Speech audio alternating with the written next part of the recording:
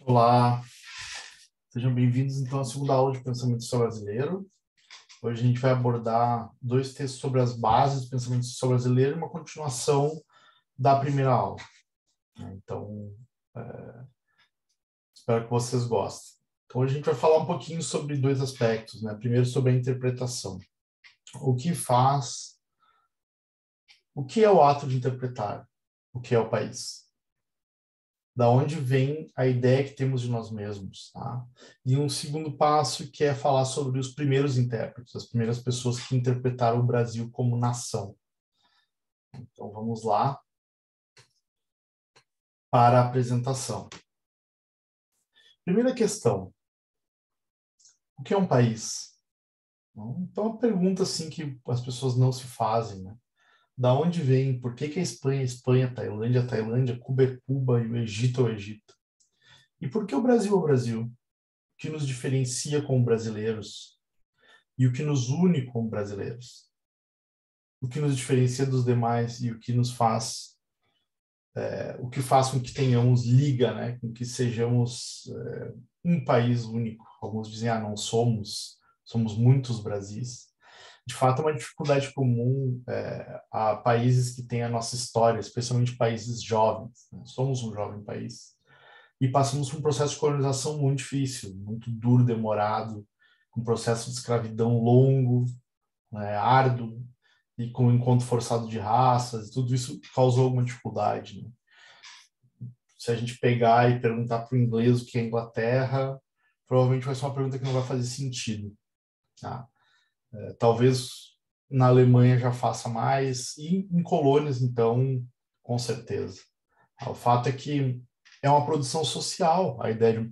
Existe, claro, uma delimitação geográfica, né? Ou seja, existe uma linha divisória, uma fronteira que foi traçada também na base de muita guerra e disputa política, né? Mas ela está lá, é uma marcação que muitas vezes é física, né? E tem os seus controles. Isso é um conceito geofísico, né? Não é nem geográfico, né? É um geográfico mais rudimentar, eu diria, geopolítico. Mas, se a gente for falar um país, o que é um país, é muito mais difícil, né? Se eu pedir para vocês assim, falem o que é o Brasil, como vocês explicariam o que é o Brasil para um estrangeiro que vocês acabaram de conhecer? Me fala sobre o Brasil, diz o grego. Me fala sobre o Brasil, diz a italiana. Qual é a resposta que a gente dá para essa pergunta? É uma pergunta difícil de responder. É ou não é? O João César de Castro Rocha, ele tem esse texto, que é o Paradoxo como Método para Entender o Brasil, que nos ajuda um pouco a entender esse problema, né? Essa situação que está colocada aqui, que é uma situação muito peculiar, né? Então, pensar sobre o país, né? Tentar interpretar e construir um país, buscando, produzindo os elementos de identidade nacional, é um problema comum a todas as nações modernas. Nenhum país nasce pronto. De fato, nenhum país nasce pronto, como eu falei antes. Alguns têm mais clareza sobre essa identidade e outros menos. O fato é que é uma construção histórica, uma produção social, e dependendo do lugar da onde a gente está, a gente tem perspectivas diferentes e respostas diferentes para essa mesma pergunta. Então, a interpretar, construir, não é uma questão fechada, tá? Bom, pensar sobre o país Brasil, a questão de sermos colônia coloca alguns problemas próprios, né? Como fundar a narrativa de nacionalidade na língua se não era própria, ou seja, não existe uma língua brasileira a priori, né? A gente fala português, tem uma origem em Portugal. E, na verdade, se a gente olhar o Brasil como ele se constitui, com o encontro forçado de três raças, né? O português, o africano e o indígena,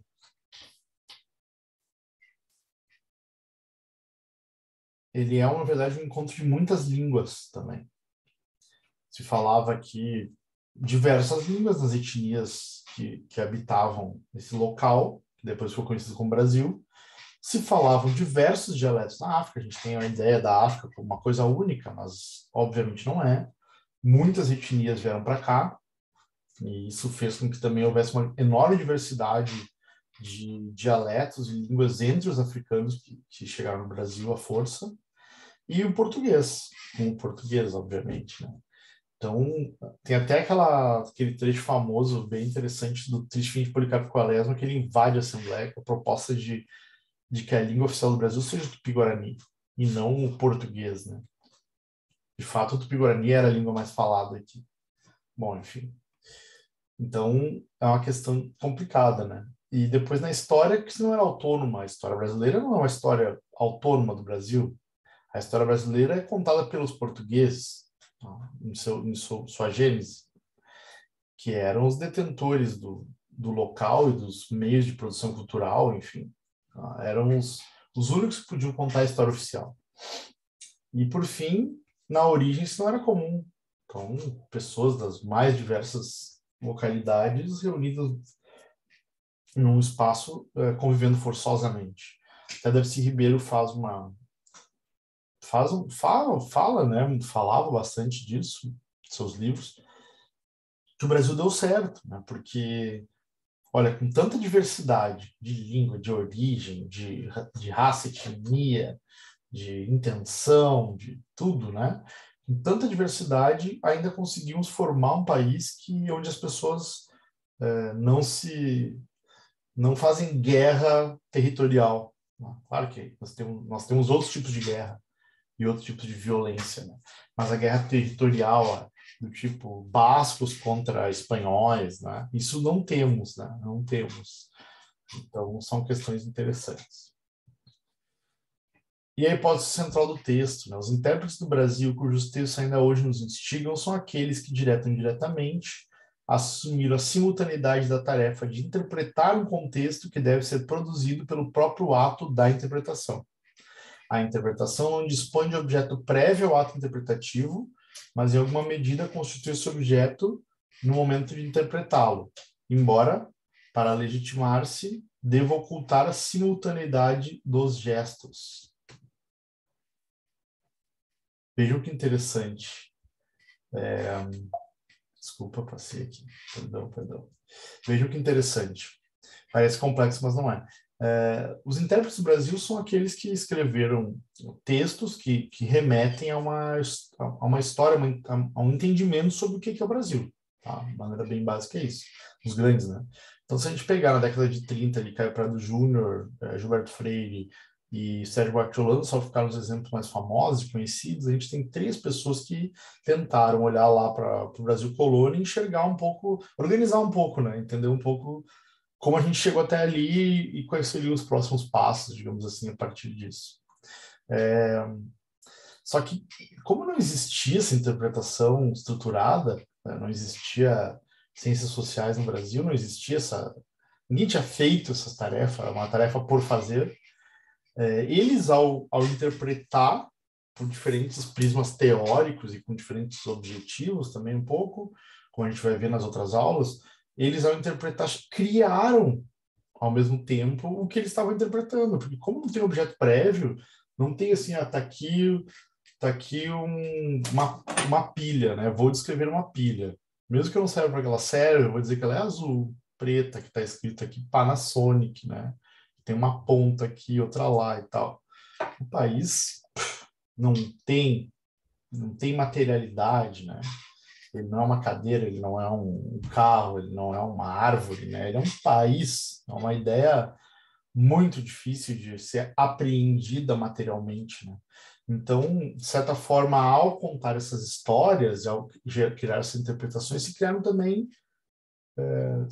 o objeto, né? A ideia que as pessoas formam do objeto do país, da nação, do brasileiro, está também explicada nesses livros que tentaram, por sua vez, explicar o que era o brasileiro. Uma coisa, por isso é um paradoxo, né? Uma coisa assim que vai e que vem, né?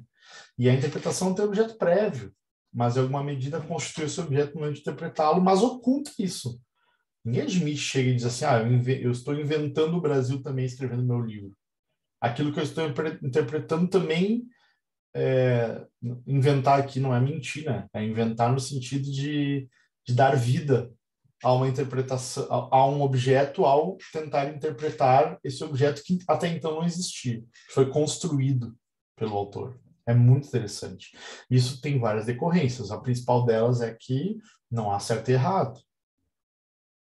Existem interpretações, existem intérpretes, existem possibilidades, né? E não tem certo e errado, não tem a interpretação do Brasil. Isso aqui. Existem vertentes. E cabe a gente navegar nessas vertentes e aprender aprender a criar nossa própria a narrativa que faz sentido a partir do que a gente sabe, conhece, enfim, acredita, valores. Né?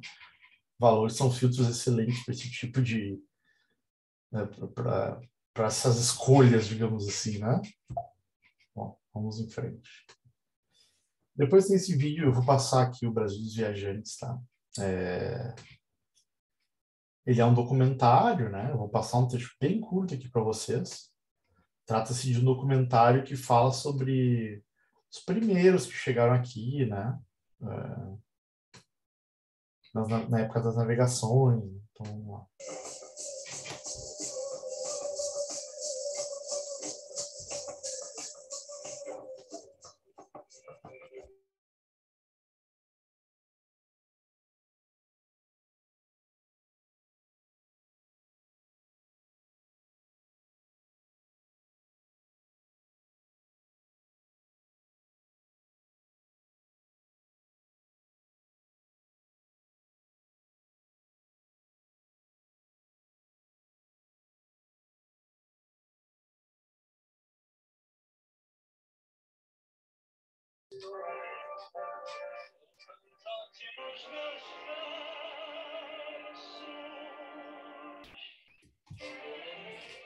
Mais que uma redundância ou clichê, o Brasil brasileiro é uma expressão da nossa cultura que herdamos do passado. Ela representa a busca pela afirmação daquilo que nos identifica e nos faz diferentes de outros povos desse planeta. Algo que desperte o sentimento de exaltação das qualidades de uma experiência singular de civilização, que resultou do encontro entre o velho e o novo mundo.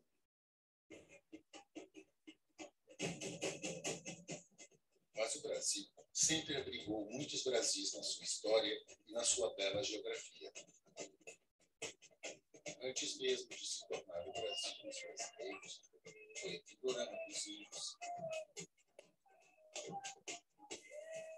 A terra da Veracruz lusitana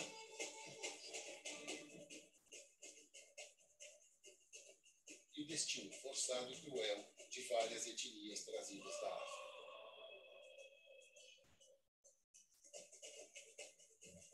Mas o curioso é que durante um certo tempo do seu passado, o Brasil também foi francês, espanhol e holandês.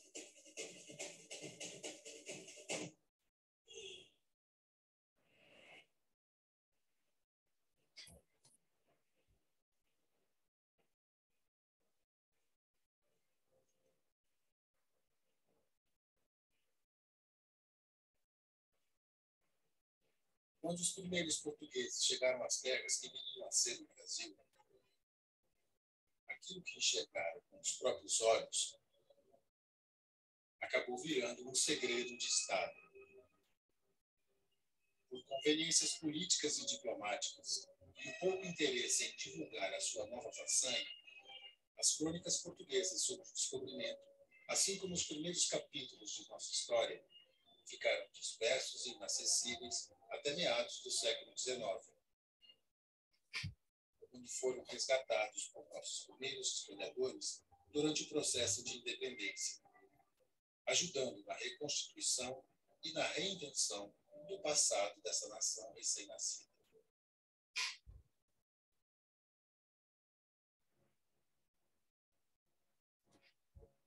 Apesar do sigilo português, do isolamento geográfico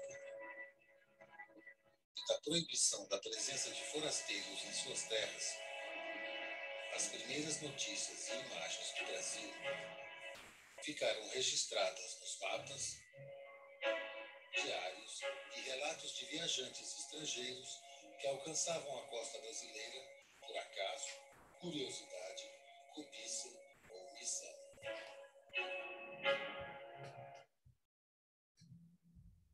Bom, vamos interromper por aí. É bem interessante esse documentário. Eu sugiro que vocês assistam depois, tá? Ele mais. Então, o que acontece, né? Como se mostrou ali no vídeo, havia uma ausência de referenciais, né? Na verdade, né? O Brasil, ele era um mistério para o olhar do estrangeiro, né? Quando foram contar a história do Brasil, foi no século XIX, para vocês terem uma ideia, né? Já tínhamos passado aí mais de 300 anos que Portugal tinha achado o Brasil. Não descobriu, o Brasil já existia, ele foi achado, né? Eles encontraram. Não tem como descobrir algo que outra pessoa já conhecia, né? Eles acharam o Brasil do ponto de vista deles, né? Então, para mim não é descobrimento. Mas quando eles chegam aqui, eles passam 300 anos sentados na história, né? Não contam, não compartilham, tem medo, né, de que venham aqui roubar as riquezas, eles também não exploraram de primeira. Levou aí quase... Foi engrenar mesmo no século XVII, né, a colonização. Até então era devagar. Então, e aí só surge mesmo esse ímpeto de criar referenciais para interpretar o país com a vinda da corte, né? É a vinda da corte no século XIX que vai marcar isso. Então, havia uma ausência de referenciais. Não tinha, né? Não tem uma história pregressa, forte do Brasil. O Brasil dos brasileiros não existia.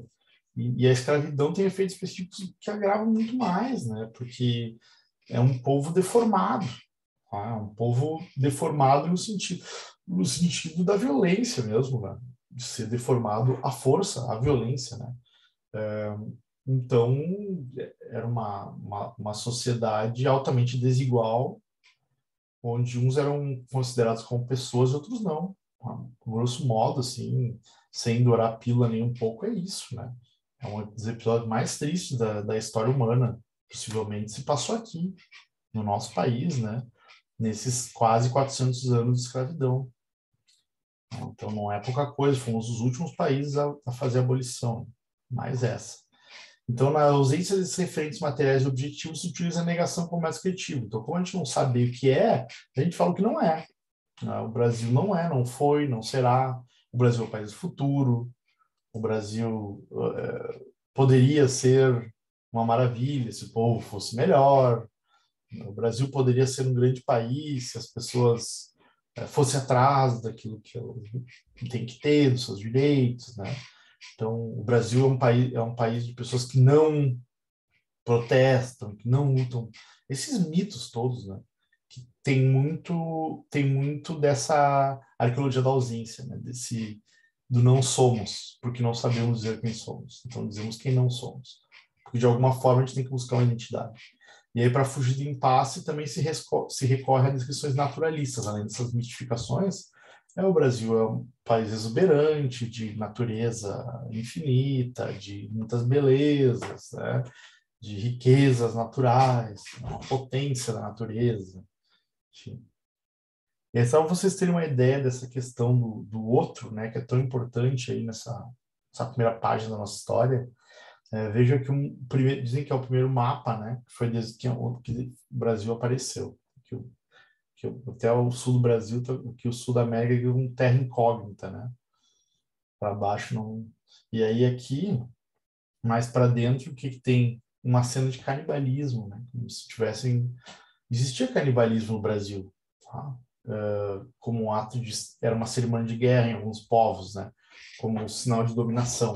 Mas era um canibalismo não funcional, né? No sentido de alimentação. Isso é até descrito fartamente nos livros da antropologia brasileira, né? O canibalismo no Brasil era praticado como um ritual de guerra, né? Não era um costume alimentar, como foi em outros lugares, lá mais nas ilhas do Pacífico, né? Mas daqui, porque faz parte desse imaginário, né? Do medo do outro, do desconhecido, que habitava no português, que vinha para cá. Então, perguntas essenciais. O Brasil oficial é uma criação política. Mas vocês veem que dentro desse rescaldo que surge com o Brasil mesmo no século XIX, que são as primeiras histórias que começam a ser contadas, é uma criação política por necessidade, né? A corte veio para cá e precisava então criar uma narrativa sobre esse local onde a monarquia portuguesa tinha se instalado. Né? O que é esse Brasil onde os caras foram? Né? Então tem que ter uma história para contar. E aí tem uma crítica do Drummond que está no final do texto, que vai dizer que há um Brasil que precede o Estado, né? Para Drummond também não está no povo. Prova o povo pode ser uma ideia criada. Onde está então? Seria o Brasil uma invenção? O Brasil de fato existe? Vou deixar essas perguntas para vocês. E aí tem mais uma ideia final, que é a seguinte, né? Ser brasileiro é um significante vazio que pode ser moldado de acordo com os interesses. Né?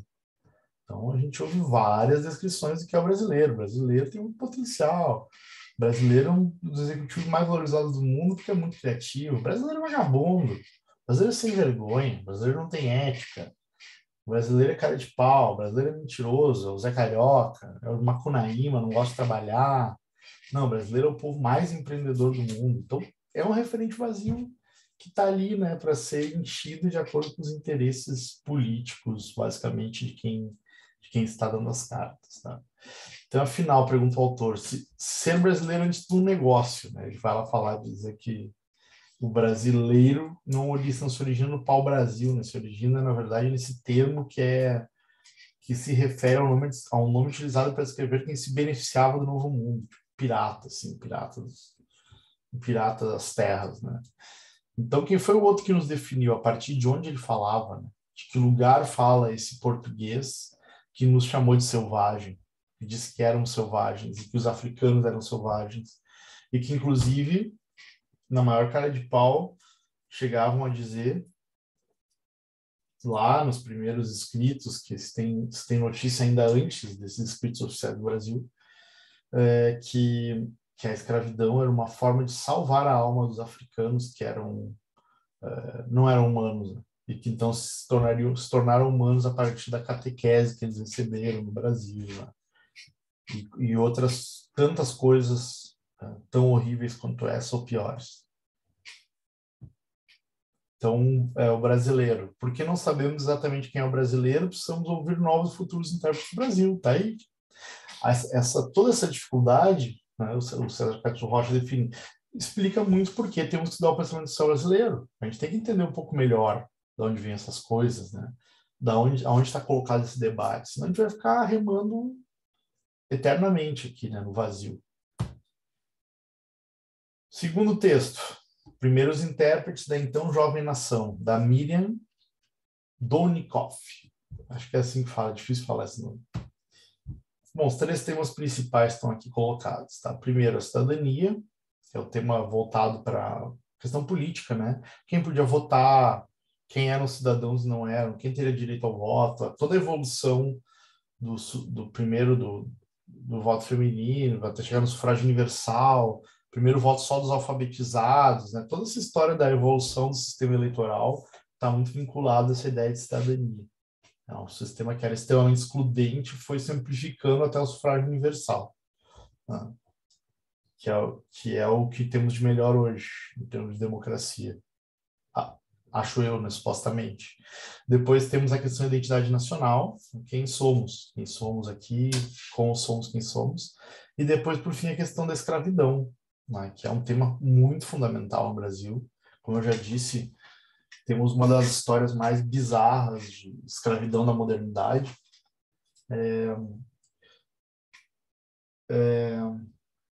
Aqui a gente já está falando do século XIX, né? Então aqui tem um debate muito pujante sobre a escravidão já, porque já tinha acabado em vários lugares do mundo e tinha uma pressão muito grande já sobre o sistema escravista, uma resistência enorme também dos próprios ex-escravos que fugiram, que compraram alforria de outros e que foram se organizando nos quilombos, a partir dessa ideia de quilombagem, né?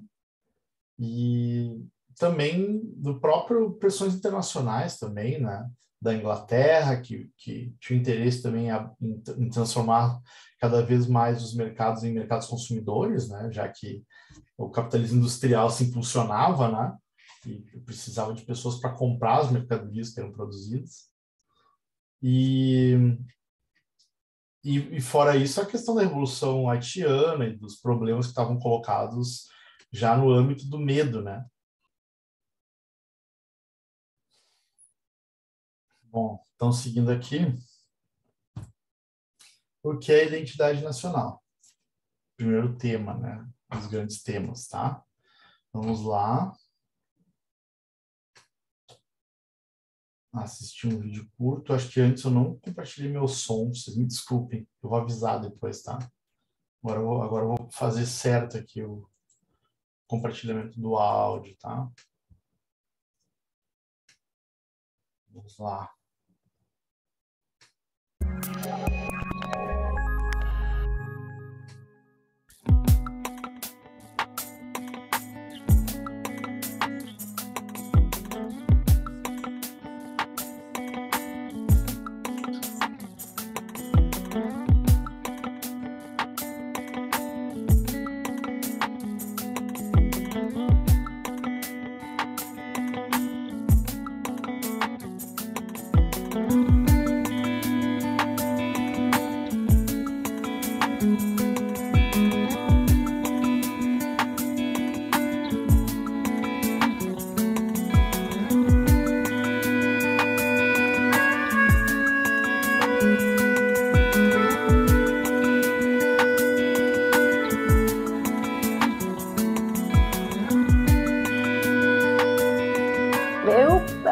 Penso que desde que a questão da identidade não é uma questão, primeiro, identidade nós todos sabemos que é uma construção histórica, é uma construção que é uma construção política, é uma construção relativa, né? Então não existe essa ideia de uma identidade como um tijolo, né? Ela é uma produção.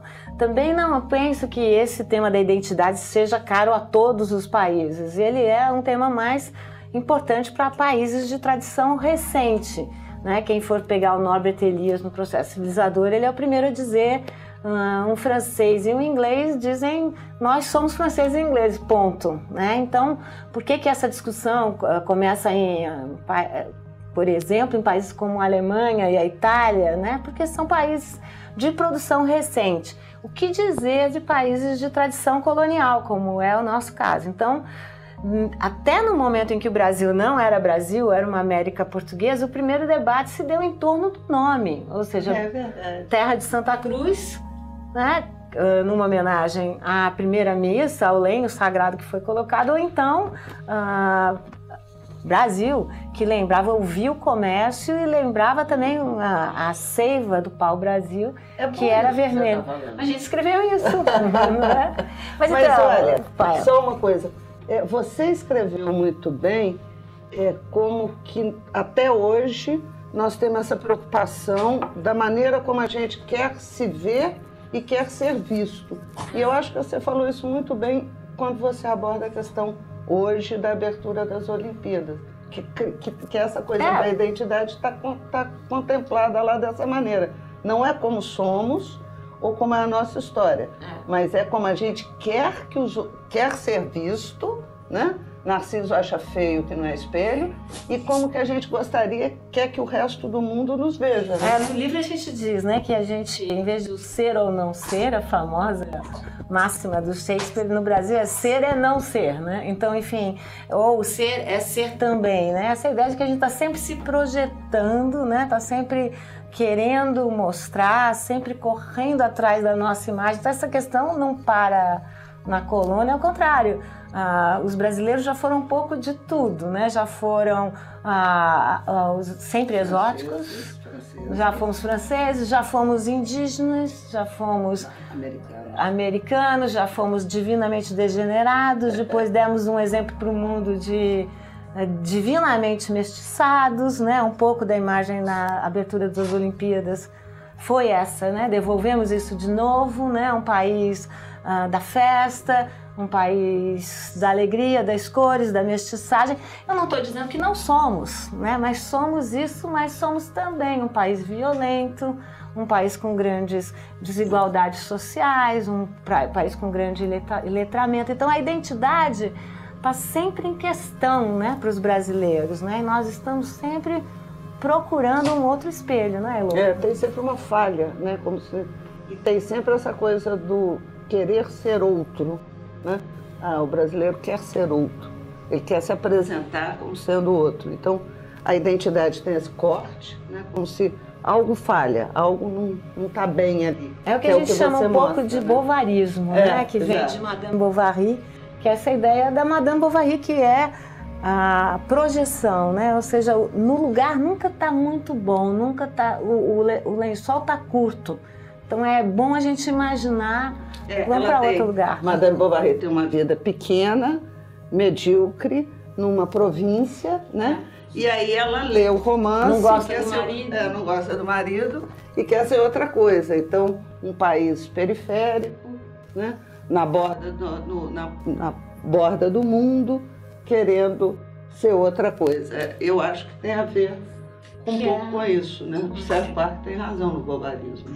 Totalmente razão. É que Lima Barreto vai usar, quer dizer, uma série de autores vão explorar essa ideia de queremos ser outro, né? E a identidade é isso, é um jogo de espelhos, né? É uma projeção.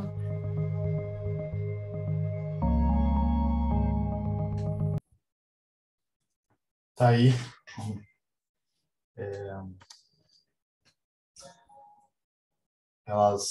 A Lilia Schwartz e a Heloísa Staden, desculpa que não sei de novo, elas têm esse livro Brasil, uma biografia, que é um livro bem interessante, que eu até uso como bibliografia complementar na disciplina de pós-graduação, principalmente. E aqui falando sobre a identidade, né?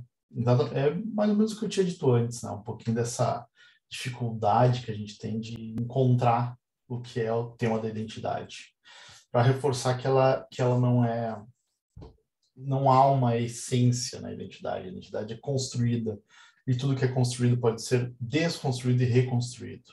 Isso é importante de termos em mente. Então, quem são os intérpretes da Jovem Nação, né? Qual é o contexto? Início do século XIX, que é o fato marcante, chegada da corte portuguesa, né? A transferência da monarquia para o Brasil, já falei. A maioria dos intérpretes, então, eram políticos ou tinham relação com a política, e a maioria acreditava ser possível moldar uma nação a partir do Estado. Então, era essa a ideia, né? Quer dizer, chega o Estado ele é implantado aqui, né? Porque até então, como colônia, a gente tinha estruturas muito precárias, burocráticas, né? Apenas estritamente necessárias, muita pouca centralização, né? Tudo muito centralizado. O engenho era autossuficiente, o engenho era polícia, o engenho era juiz. Até o Gilberto Freire conta uma história de um assassinato dentro da família de um engenho mesmo, por causa de traição, né? Então, era uma vida muito selvagem nesse sentido, assim, de certa forma, né? E o norte era a Europa, vista como modelo de civilização. Então, precisavam civilizar os trópicos e significava, então, criar uma nova Portugal, né? Um Portugal em mares, bem além do Tejo, né? Então, construir uma nação moderna significava tentar moldar uma identidade significativa, congregando uma população heterogênea, né? Então, aí começa essa questão das raças a aparecer com muita importância, né? Importante pontuar uma coisa, né? Antes que aqui é difícil, que a gente está no vídeo, né? Uma coisa que muitas vezes aparece. Falar em raça, né? Racismo, somos todos um. Tá? Então, só para esclarecer, se alguém tem alguma ideia desse tipo, para vocês eu quero dizer o seguinte, que a raça é uma construção política, sim. É óbvio que somos da raça humana, do ponto de vista biológico, né? Basicamente somos uma raça só. Mas há uma construção histórica política do conceito de raça. E ela é uma construção funcional para segregar alguns povos e etnias subjugando-os em função de outros que se colocam em posições superiores e que, portanto, se beneficiam do processo. Então, não há como combater o racismo negando a sua existência. Para combater o racismo, a gente tem que saber que ele existe e enfrentar o tema da raça e não negar. Tá? Então, por isso que a gente fala em raça mesmo, sabendo que ela é uma construção político-social, porque a gente precisa fazer um enfrentamento dessa questão urgente no terreno que ela existe, no terreno da sua existência, né? E não no idealismo, né? Não é sendo idealista que a gente muda o mundo, né? Paz e amor agora para todos os povos, né? Isso não vai fazer com que a guerra pare. Assim como negar o racismo não vai fazer com que ele deixe de existir, tá bem? Feitos esses parênteses, vamos em frente. Então, por ser uma abstração, a identidade nacional refletiu o interesse de grupos dominantes em universalizar valores e comportamentos. Como já falei, né? A identidade, então, não é, ela é abstrata e relativa, né? Ela está em disputa também, nesse caso. Não se sabia que o povo se queria, mas se sabia que o que se tinha não era aceitável. Tá? Os degenerados, os trópicos, né? Então a gente precisava se moldar algo novo. Olha aqui, então, as pessoas ali fatiando o mundo, né? Acho que é o português e o espanhol, se eu não me engano. Vamos lá. Aí começam aqui os nomes, tá? Primeiro, Bonifácio. Bonifácio, né? Bonifácio era desses gênios, assim, que ele achava que era possível moldar essa massa bruta que era a colônia, né? A partir dessa intelectualidade, né? Então, era preciso de conciliar as diferentes raças. E aí, ele é um dos primeiros a defender a ideia de mestiçagem como algo positivo. Exatamente por estar tão imbuído nessa tarefa de fazer uma nação, ele percebe que não há outra forma de fazer uma nação que não seja aceitando algum grau de miscigenação, algum grau de encontro, né? E portanto, para ele é preciso criar um povo novo. A solução é a mestiçagem, tá? Uma mestiçagem que poderia ser capaz de promover a paz racial e, ao mesmo tempo, seria civilizadora, é claro, porque a mistura sanguínea e cultural, lembrando que a gente está falando do século XIX, as noções de raça eram extremamente eugenistas, tá? Existia um conceito claro de hierarquia entre raças que vinha... Puxa, me fugiu o nome do autor, vocês me desculpem. Eu estou gravando meio tarde aqui, agora me deu um branco. Mas tem o autor que é o mesmo que fala lá, que tem estudos do tamanho dos crânios, que é famoso na criminologia, que é o francês, que eu me esqueci mesmo, que vai fazer uma hierarquia de raças, né? Isso era uma coisa bem pujante, assim, essa questão da hierarquia de raças e da ideia de que, como existe uma hierarquia, a raça que era superior tinha o sangue mais forte e era capaz de depurar as raças mais fracas a partir do encontro sexual, da procriação, né? Então, essa mistura civilizaria índios e negros por meio da mistura sanguínea e cultural. Preste atenção na ideia, né? Quer dizer, é uma defesa avançada para a época, porque colocava negros e índios como cidadãos, como pessoas, né? Para muitos eles não eram pessoas. Mas, por outro lado, defendia essa migração europeia e essa ideia de que existia uma superioridade, né? E mesmo com todas as restrições, foi derrotado, porque é contra a elite branca. Bonifácio foi visto como traidor, né? Porque ele propôs algo extremamente progressista, ainda que a gente olhe e veja que é extremamente conservador, no fundo, né? Aí a gente chega no IHGB, aqui do Varnhagen, né? Que a literatura e a história também foram muito utilizadas como instrumento de veiculação ideológica, né? Então, em 1838, Dom Pedro II funda o Instituto Histórico e Geográfico Brasileiro e tinha como objetivo criar uma história brasileira e sua identidade a serviço do Estado Imperial Português. Bem claro, né? Uma tarefa ideológica mesmo, bem aberta, né? Utilizava fontes secundárias em documentos produzidos sobre o Brasil por viajantes. reforçou a ideia de que a nacionalidade brasileira deveria ser eminentemente branca, católica e civilizadora de outras culturas bárbaras, né? Nessa mesma trilha do racismo científico, que é exatamente aquela ideia que eu estava falando, né? O racismo científico é suportado por bases biológicas. É óbvio que nada disso é ciência, tá? Isso é uma coisa, eu estou falando de uma história e eu estou falando de um momento histórico onde isso foi muito importante, né? O racismo científico ele foi predominante até quase lá os anos 20, 30, tá? Foi longe, com essa ideia de que havia uma diferença fundamental explicada pela genética, né? Então, essa mesma trilha que o Varnhagen seguia e tantos outros na época também, né? Publicou História Geral do Brasil em 1857. História Geral do Brasil reforça os estereótipos sobre fauna e flora brasileiras, aprofundando a descrição da Carta de Peru Vaz de Caminho. Segundo Varnhagen, nesse Éden, os nativos são dignos de epitetos como gentes vagabundas, bestas falsas e infiéis, inconstantes, ingratas, desconfiadas, impiedosas, despudoradas, imorais, insensíveis, indecorosas e entrecortados por guerras, festas e pagelanças. Poderá o futuro promissor Brasil ter nessa alcateia de selvagem seu passado, seus pilares, suas raízes? Jamais. Não está nos indígenas a nacionalidade. Importante porque isso ecoou e isso segue ecoando entre nós até hoje. A gente não se enxerga nas nossas origens indígenas. Tá? É muito difícil um brasileiro conseguir se enxergar numa origem indígena. O presente e o futuro do país assentam-se ambos num outro passado bem distinto, naquele que vem de fora para pôr fim à barbárie, medo do outro, o civilizador que vem para civilizar o bárbaro, catequizar o bárbaro, dar alma ao bárbaro. A missão árdua evangelizadora e civilizatória legada por Deus aos portugueses seria justamente dissipar o mal dessa terra, levando a palavra e a cultura branca aos gentios pagãos e antropófagos. As origens aborígenes e primitivas precisavam e devem ser apagadas para o bem da nação.